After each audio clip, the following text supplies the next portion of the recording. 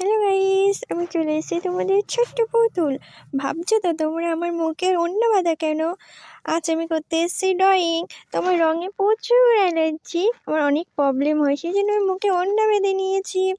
তো সামনেই তো সরস্বতী পুজো, আর যেহেতু আজকে আমার আছে বোর্ড পেন্টিং, তো মা সরস্বতীকে নিয়ে কিছু করা যায় কি না দেখা যাক। তো আমি প্রথমেই শুরু করার আগেই আমি যাকে ভালোবাসি মন দিয়ে বাবা মহাদেবের নাম করে কোনো কিছু শুরু করি, আর তার নামে ওম দিয়েই আমি সমস্ত আঁকা শুরু করি। তো দেখা যাক কতদূর করা যায়। সারা বছর আমি পড়াশুনো করি না, মা সরস্বতী আসলেই আমাদের বিদ্যার দেবীকে বলি, মা আমার রেজাল্ট ভালো করিয়ে দিও, আমার রেজাল্ট ভালো করিয়ে দিও। মা মনে মনে খুব রাগ করে আমি জানি, কিন্তু মা বলতে তো পারে না, কি করবে, আমি তো মারই সন্তান।